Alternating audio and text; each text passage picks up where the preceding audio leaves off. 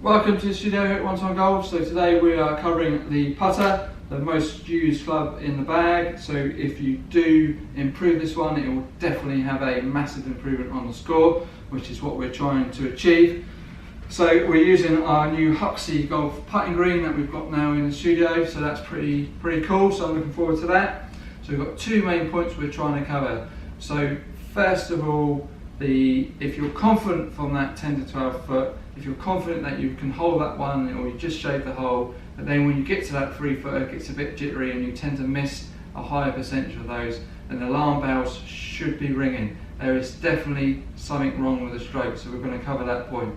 Point number two is when you line that ball up, so you put that line on the ball, you do all the process, you get yourself set, come round to take the putt, and all of a sudden the line doesn't look correct.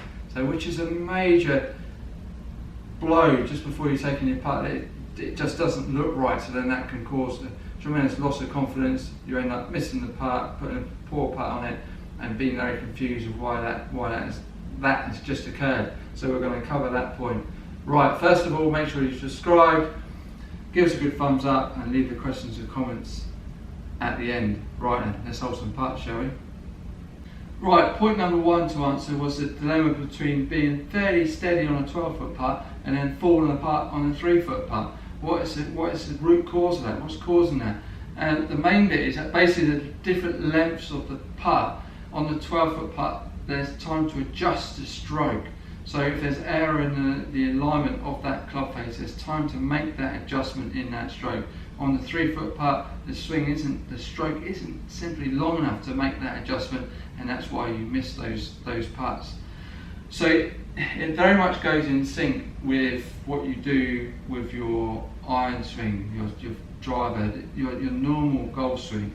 It very much goes in sync with that. I've given enough coaching sessions on the long game and the short game where they do very much marry up. So it's as you can see in the screen, you can have that open or shut club face. If you just use a train aid, that's a well putt mat, and in the screen you can see. So you can use a mirror, you can just use a straight leading edge. Just reset your eyes on getting that club face square.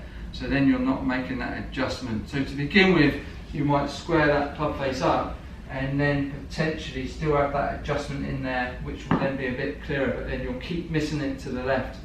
If you keep that club face square, that will soon sink itself back up to that hole. You just feel you're putting that stroke, that club face, that putter head more through to the hole, and that will soon clear itself up. But if you're not aiming at the target, it's very difficult, or the line of the putt is very difficult to hit it along that line. It makes it very confusing. You've got too many variables in there.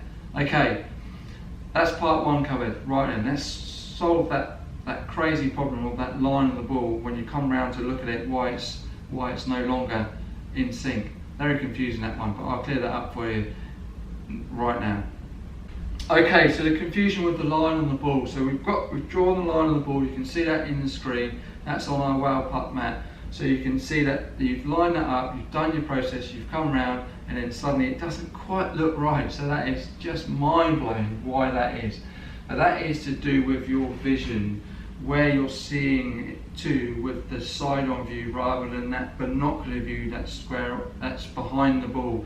So the bit that when you come round, so you've done it initially, you've done it from behind the ball, lined it up, think, right, that looks good, I'm happy with that. Then you come round this side and then suddenly it looks totally different, which is so confusing. So that's to do with that dominant eye of where it's sending your vision to. So we need to get that matched up. So if you're stood here, and for example, you've lined that ball up and it looks like it's going to the right, then just open that stance up a little bit more to get that line back in sync so it looks like going back at the hole. And then you use that stance. So if the target's 12 o'clock, you've opened yourself up to say 10 o'clock and now that line is in sync, then that's your stance from now on. I mean, one of the best golfers on the planet ever, Jack Nicklaus, had a massively open up stance.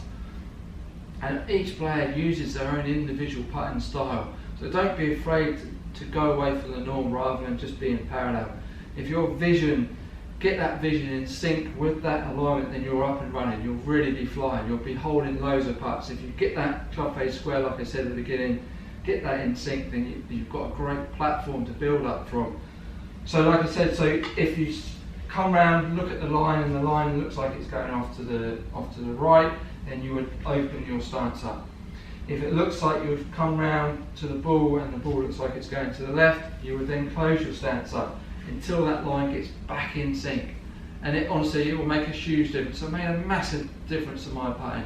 I'm now feel more confident, more consistent, and I'm in sync with that line on the ball. If you don't draw a line on the ball, I would advise you to draw a line on the ball. It's a very simple thing to do, and it has a good effect, and you can see the ball obviously roll, and you haven't put any unwanted spin on it, so you're getting a consistent. So you're getting a tremendous amount of feedback. So then you can adjust. The more feedback you get, the better. Right, I hope you enjoyed that. Any questions or comments, please send them through. Please give us a good thumbs up, and I'll see you soon.